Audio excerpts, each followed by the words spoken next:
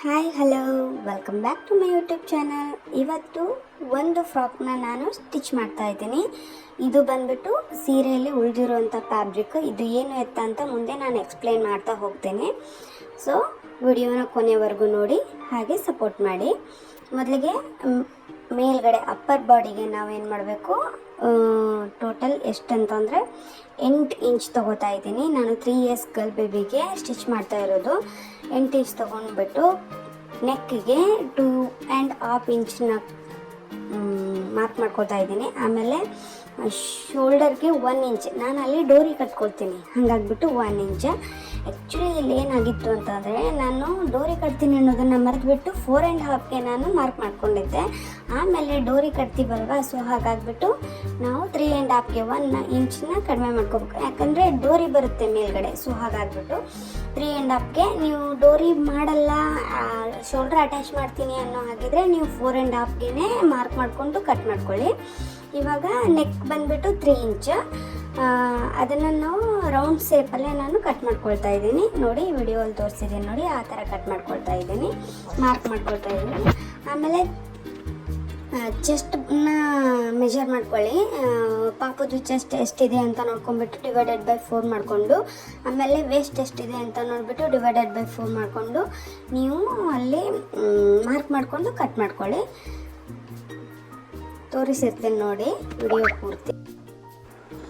ನಾನು ಸ್ಕ್ರೀನ್ ಮೇಲೆ ತೋರಿಸಿರ್ತೀನಿ. ಚೆಸ್ಟ್ ಎಷ್ಟು ಇರುತ್ತೆ ನೋಡಿ, ಅದರ ಡಿವೈಡೆಡ್/4 ಮಾಡಿ +2 ಅಥವಾ 1 ನೀವು ಮಾರ್ಜಿನ್ ಆ್ಯಡ್ ಮಾಡ್ಕೋಬೇಕಾಗುತ್ತೆ ಚೆಸ್ಟ್ ಮತ್ತು ವೇಸ್ಟ್ಗೆ. ಆಮೇಲೆ ಇವಾಗ ನಾನು ಓನ್ಲಿ ಅಸ್ತರನ್ನ ಕಟ್ ಮಾಡ್ಕೊಂಡಿದ್ದೆ. ಇವಾಗ ನಾನು ಅದನ್ನು ಮೇನ್ ಫ್ಯಾಬ್ರಿಕ್ ಮೇಲೆ ಇಟ್ಕೊಂಡ್ಬಿಟ್ಟು ಕಟ್ ಮಾಡ್ಕೊಳ್ತಾ ಇದ್ದೇನೆ. ಫ್ರಂಟ್ ಆ್ಯಂಡ್ ಬ್ಯಾಕ್ ಎರಡು ಕಟ್ ಮಾಡ್ಕೊಂಡಿದ್ದಾಯಿತು. ಇದನ್ನು ನಾನೀಗ ಸ್ಟಿಚಿಂಗ್ ಮಾಡ್ಕೊಳ್ಬೇಕು. ಬನ್ನಿ ನಾನು ಯಾವ ರೀತಿ ಸ್ಟಿಚಿಂಗ್ ಮಾಡ್ತೀನಿ ಅನ್ನೋದನ್ನು ನಿಮ್ಮ ಜೊತೆ ಶೇರ್ ಮಾಡ್ಕೊಳ್ತಾ ಇದ್ದೀನಿ ನೋಡಿ. ಇವಾಗ ನಾನು ಕೆಳಗಡೆ ನಾವು ಫ್ರಾಕಿಗೆ ಏನು ಫ್ರಿಲ್ ಅಟ್ಯಾಚ್ ಮಾಡ್ತೀವಲ್ಲ, ಅದನ್ನು ನಾನು ತೋರಿಸ್ತಾ ಇದ್ದೀನಿ. ಫ್ಯಾಬ್ರಿಕ್ ಸಿಕ್ಕಾಪಟ್ಟೆ ಕಡಿಮೆ ಇತ್ತು. ಏನು ಎತ್ತ ಅಂತ ಹೇಳ್ತೀನಿ ಅಂತ ಹೇಳ್ತೇನೆ. ಇವಾಗ ನಾನೇನು ಫ್ಯಾಬ್ರಿಕ್ ಇತ್ತಲ್ಲ, ಅದಕ್ಕೇ ಕೆಳಗಡೆ ನಾನು ಲೇಸ್ನ, ಅದೇ ಬಾರ್ಡರ್ ಬಂದಿರುತ್ತೆ ನೋಡಿ ಸೀರೆದು, ಅದನ್ನು ಅಟ್ಯಾಚ್ ಮಾಡ್ತಾ ಇದ್ದೀನಿ.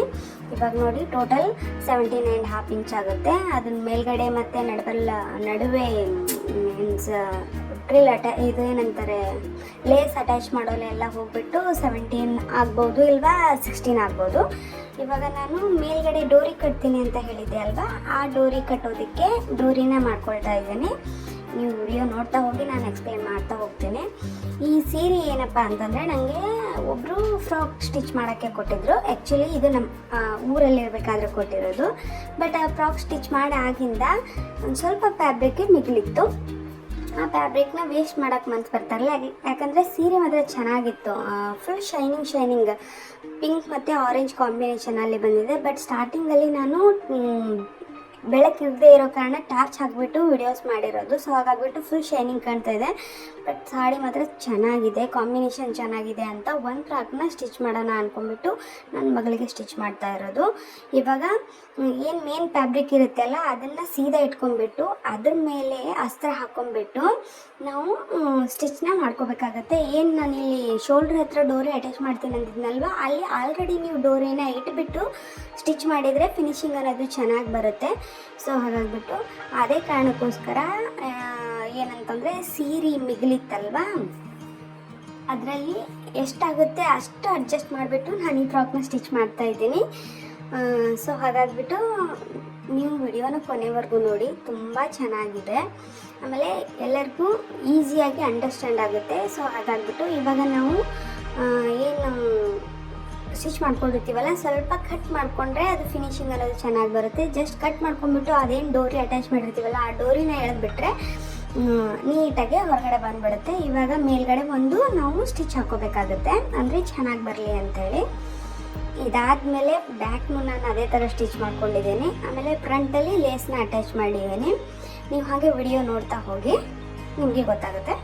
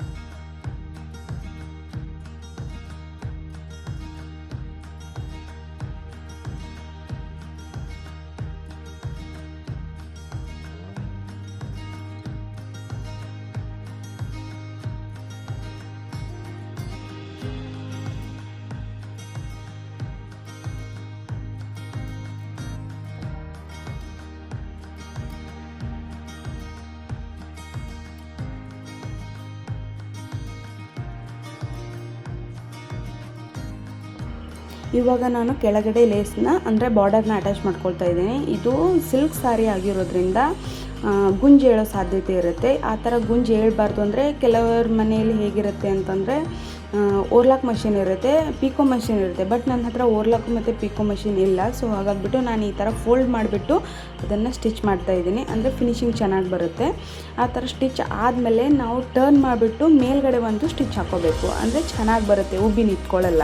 ಸೊ ಹಾಗಾಗಿಬಿಟ್ಟು ಫುಲ್ ಫಿನಿಶಿಂಗ್ವರೆಗೂ ನೀವು ಸ್ಟಿಚ್ ಹಾಕ್ಕೊಳ್ಳಿ.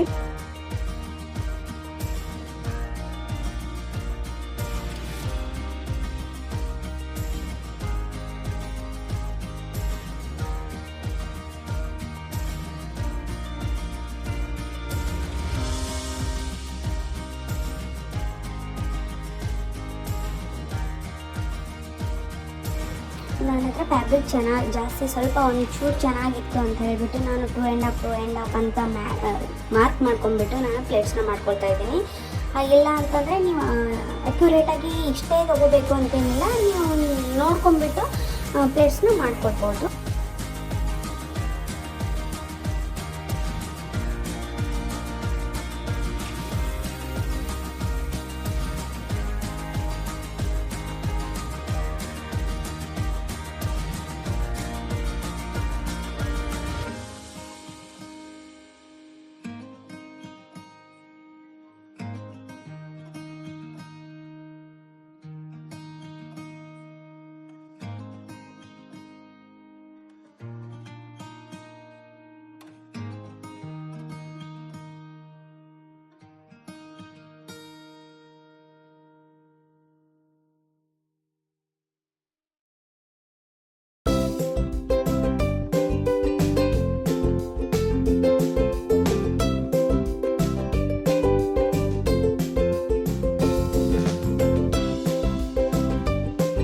ಹಾಗೆ ಫ್ರಂಟ್ ಏನು ಲೇಸ್ ಅಟ್ಯಾಚ್ ಮಾಡಿರ್ತೀವಲ್ಲ ಅದಕ್ಕೆ ನಾನು ಡಾಚ್ ಅನ್ನೋದು ಹಿಡ್ಕೊಂಡಿದ್ದೀನಿ. ಆಮೇಲೆ ಇದೇನು ಕೆಳಗಡೆ ಫ್ರಾಕ್ ಇರುತ್ತಲ್ಲ ಅದಕ್ಕೆ ನಾನು ಅಸ್ತ್ರ ಕೂಡ ಹಾಕ್ತಾಯಿದ್ದೀನಿ.